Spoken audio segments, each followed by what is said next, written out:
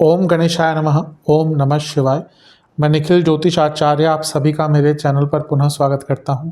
आशा करता हूं कि आप सभी स्वस्थ होंगे। महादेव की कृपा आप सभी पर सदैव बनी रहे।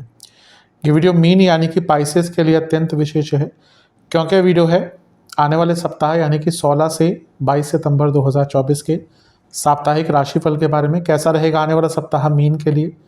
मेरा साप्ताहिक राशिफल प्रमुखतः चंद्रमा और उनकी गति पर आधारित होता है।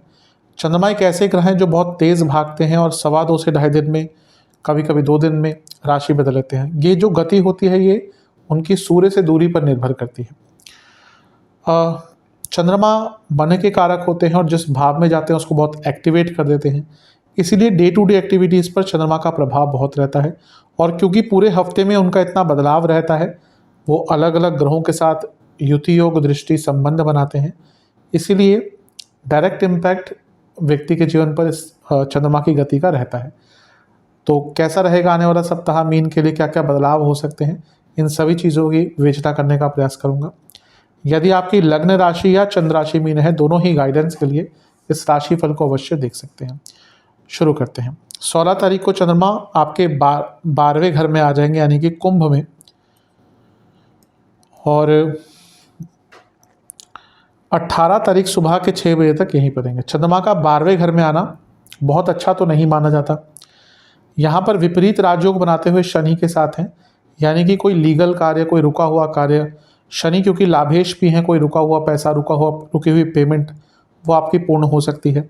गुरु से केंद्र भाव में है तो गजकेसरी योग बन रहा है, तो कुछ नया स्टार्ट करने के लिए भी अच्छा मौका है, क्योंकि गुरु तीसरे घर में है और गजकेसरी योग बन रहा है, तो हिम्मत भी रहेगी और नॉलेज भी रहेगी। बस ये है कि चंद्रमा जैसे मैंने कहा मन के कारक है और 12वें घर में है, तो थोड़ी सी इनसिक्योरिटीज़ रहती है, मन परेशान रहता है, और यहाँ पर विष दोष भी बन रहा है। और इसके साथ ही बुध का प्रभाव भी है, जो जब भी चंद्रमा पर प्रभाव डालते हैं तो चंद्रमा को कंफ्यूज करते हैं। तो मानसिक रूप से थोड़ा उत्पीड़न वाला समय होगा, वेदना रहेंगी मानसिक। पहली चीज़ तो है यहाँ पर बहुत इनसिक्योरिटीज़ रहती है, यानी कि कोई प्रॉब्लम है भी नहीं लेकिन उसको प्रॉब्लम में कन्वर्ट खुद ही कर लेंगे। दूसरी चीज़ ये है कि यहाँ पे बुध का प्रभाव है जो आपके बाधकेश हैं, कुछ चीज़ें डिले भी होंगी और वो भी आपको इरिटेट करेंगी। यहाँ पे इरिटेट आप बहुत रहेंगे और जीवन में एक मंदता आ जाएगी। तो ये प्रभाव थोड़ा सा हफ्ते के शुरुआती भाग में रहेगा, लेकिन उसके बाद चीज़ें थोड़ी सी ठीक होंगी अवश्य, क्योंकि चंद्रमा 12वें घर से निकल जाएंगे, लेकिन उसके बाद ग्रहण भी है तो उसकी हम चर्चा करेंगे। यहाँ पे सबसे इम्पोर्टेंट चीज़ है, चंद्रमा 12वें घर में आते हैं महीने में एक बार, और उसके बाद लग्न में जाते हैं। तो वो जो जब चंद्रमा 12वें घर में आते हैं ना महीने में एक बार आपके, वहाँ पे आपको एक नई शुरुआत के बारे में सोचना चाहिए। जो अचीव कर पाए उस महीने में, नहीं कर पाए वो अलग बात है। अब आने वाले टाइम में किस प्रकार से अपने जीवन को एक गति देनी है उसके बारे में विचार भी आपको करना चाहिए। नवांश कुंडली बता रही है कि आगे के बारे में सोचिए। कभी कभी होता है अप्स एंड डाउन्स आते हैं, इसके लिए पूरी जीवन को नेगेटिव वे में नहीं सोचना चाहिए। बड़ा सोचेंगे तो अगर प्रेजेंट में कुछ नेगेटिव होता भी है उससे निकल जाएंगे। अगर आपकी सोच ही छोटी होगी तो प्रेजेंटली जो नेगेटिव हो रहा है वो भी आपको बहुत तंग करेगा। दशमांश कुंडली कार्य क्षेत्र में गलतियां हो सकती हैं तो संयम रखिएगा। बिजनेस पैसा आएगा, पैसा अगर डूब गया था या कहीं नुकसान हो गया तो उसकी रिकवरी हो सकती है। लव लाइफ अगर कुछ महत्वपूर्ण बातें करनी है तो यही टाइम है जब आपको डिस्कस करना पड़ेगा। वैवाहिक जीवन, यात्रा के योग बन रहे हैं, लाइफ पार्टनर के साथ अवश्य जाइएगा। स्टूडेंट्स की जहाँ तक बात है, थोड़ा सा अपने आप को सरल कर लीजिए, अपने जीवन को सरल कर लीजिए। आपने अपने आप को, अपने जीवन को, अपने स्टडी पैटर्न को बहुत कॉम्प्लेक्स कर लिया है, इस पर ध्यान दीजिएगा। जहाँ तक सेहत की बात है, पेट के रोग, गले के रोग, स्लीप डिसऑर्डर, नसों के रोग, सर्वाष्टक में चौथा भाव बली है, थोड़ा सा इमोशनल तत्व इस समय ज़्यादा रहेगा। मीन जो है वो जल तत्व वाले लोग होते हैं और चंद्रमा भी जल तत्व है, तो जब ये इतना सब कुछ हो रहा है, ग्रहण भी अभी लगने वाला है, तो इमोशनल डिस्टर्बेंस अवश्य इस हफ्ते रहेगी। 18 तारीख को चंद्रमा लग्न में आ जाएंगे और सुबह 6 बजे होगा ये। इसी दिन शुक्र का गोचर भी हो जाएगा, शुक्र अष्टम में आ जाएंगे। 18 तारीख को 6 बजे यहाँ पे आएंगे और 20 तारीख भी सुबह 6 बजे तक यहीं पे रहेंगे। चंद्रमा का लग्न भाव में आना वैसे तो अच्छा होता है, आपके लिए पंचमेश है। यहाँ पे जब भी आएंगे तो राजयोग, लक्ष्मी योग, भाग्य योग सब बनेगा, लेकिन ये ग्रहण लग गया। एक तो मैं ग्रहण दोष बताता हूँ, जो रेगुलर वीडियो देखते हैं उनको पता है कि चंद्रमा जब भी राहु के साथ या केतु के साथ है तो ग्रहण दोष बनता है।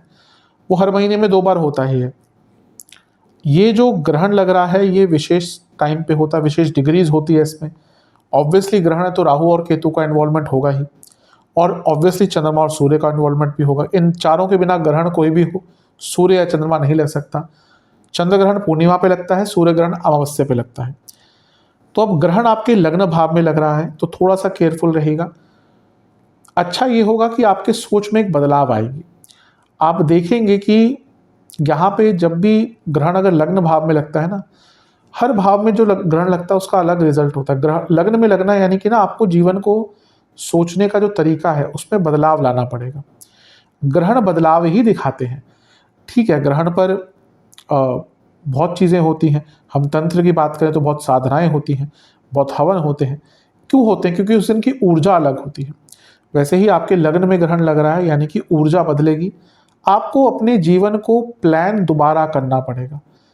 अपनी प्रायोरिटीज़, अपनी दिनचर्या, लाइफस्टाइल, सब कुछ, हर चीज़ को यहाँ पे बदलना पड़ेगा। उसको बदलने के लिए विचार करना पड़ेगा, क्योंकि कहीं ना कहीं बहुत सारी चीज़ें हैं जो छोटे छोटे लेवल पर ख़राब हैं या गलत हैं या ऑर्गेनाइज नहीं है, और वो सारी चीज़ें मिलकर आपको परेशान कर रही हैं। तो इस पर विचार कीजिए। बदलाव लाने के लिए बहुत अच्छा टाइम है। मैरिड लाइफ पर इसका थोड़ा बुरा प्रभाव हो सकता है, क्योंकि ग्रहण लग रहा है, लग्न भी इन्वॉल्व है, सप्तम भी इन्वॉल्व है, तो मैरिड लाइफ पर थोड़ा बुरा प्रभाव अवश्य रहेगा।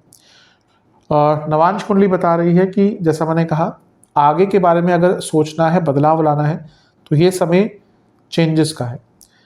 दशमांश कुंडली कार्य क्षेत्र में अगर जॉब चेंज का विचार करें तो अच्छा है। नई रिस्पॉन्सिबिलिटी भी मिल सकती है। लव लाइफ, बैठकर एक दूसरे से बातचीत कीजिएगा, प्रॉब्लम्स को सॉल्व कीजिएगा। वैवाहिक जीवन ठीक है, लेकिन यहाँ पर जैसे मैंने कहा ग्रहण का प्रभाव है, अनिश्चितता बहुत रहेगी। बिजनेस के बारे में बताना भूल के, बिजनेस में अच्छा टाइम है, बड़े बदलाव लाने का टाइम है। जो करना चाह रहे थे उसकी एक उम्मीद यहाँ पर बैठ सकती है। जहाँ तक स्टूडेंट्स की बात है, समय आपके लिए देखिए ठीक है, लेकिन थोड़ा सा कंफ्यूजन दिख रही है, और यहाँ पर आपको कोई बड़ा ही हेल्प कर सकता है। सेहत के अनुसार इन्फेक्शंस, गले के रोग, स्लीप डिसऑर्डर्स और एंग्जाइटी। सर्वाष्टक आपका चौथा भाव फिर से बली है। प्रॉपर्टी आदि खरीदना चाह रहे थे, वाहन आदि खरीदना चाह रहे थे, चीज़ें आगे बढ़ सकती हैं। चंद्रमा दूसरे घर में चले जाएंगे 20 तारीख को सुबह 6 बजे, और सप्ताह के अंत तक यहीं पर रहेंगे। चंद्रमा का लग्न दूसरे घर में जाना बहुत अच्छा होता है। लक्ष्मी स्थान के स्वामी है, धन स्थान में आ रहे हैं, अपने आप में धन प्राप्ति का योग है। और सबसे अच्छी चीज़ है शुक्र की दृष्टि है, और शुक्र विपरीत राजयोग बनाकर बैठे हैं। हफ्ते का अंतिम भाग बहुत ड्रास्टिक चेंज दिखेगा। पैसा तो आएगा ही बड़ी मात्रा में।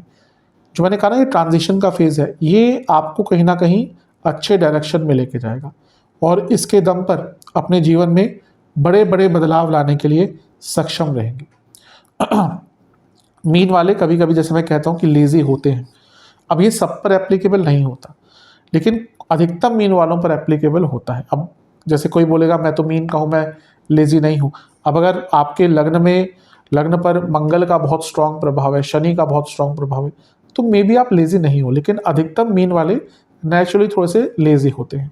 अब यहाँ पर आपको उससे निकलने का भी मौका मिलेगा, और अचानक से, जैसे मैंने कहा ना, ये ट्रांजिशन फेज जो हुआ था, शुक्र के एकदम दृष्टि के कारण आपको कुछ अचानक से लाभ भी प्राप्त हो सकता है। शुक्र आपके तीसरे घर के भी स्वामी है, तो जो ये नया रास्ता आप अपने जीवन में लेना चाहते हैं उसमें क्लैरिटी भी रहेगी, और कुछ बड़े निर्णय लेने के लिए आप सक्षम भी रहेंगे। धन प्राप्ति के तो बहुत अच्छे योग हैं ही आपके। नवांश कुंडली बता रही है कि जीवन में कुछ नए रास्ते, कुछ नया रस उत्पन्न होगा। दशमांश कुंडली कार्य क्षेत्र में सब ठीक है, लेकिन माइंड की क्लैरिटी रखिएगा। बिजनेस बहुत अच्छा टाइम है, एनर्जी, ऊर्जा बहुत सकारात्मक लग रही है। लव लाइफ इमोशनल रहेंगे दोनों ही, तो बातचीत सीमित रखिएगा। वैवाहिक जीवन, पैसों की बातचीत अगर डिस्कस करनी है, कुछ मनी मैटर डिस्कस करना है, तो सबसे अच्छा टाइम है। जहाँ तक स्टूडेंट्स की बात है, ठीक है, लेकिन थोड़ा सा क्लैरिटी की कमी रहेगी, ओवर कॉन्फिडेंस रहेगा। जहाँ तक सेहत की बात है, गले के रोग और पेट के रोग तंग करेंगे, दांतों के रोग तंग करेंगे, आँखों के रोग तंग करेंगे। सर्वाष्टक में आपका फिर से चौथा भाव बली है। घर में पैसा आता हुआ दिख रहा है, घर का कोई मामला अटक गया था, कोई फैमिली का प्रॉपर्टी का इशू अटक गया था तो उस पर भी कुछ अच्छा रिजल्ट मिल सकता है।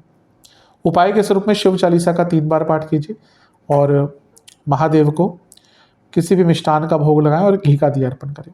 आशा करता हूँ कि वीडियो काम आएगा। चैनल पर नए हैं सब्सक्राइब कीजिए, वीडियो को लाइक कीजिए। मिलता हूँ अगली वीडियो में, तब तक के लिए ओम नमः।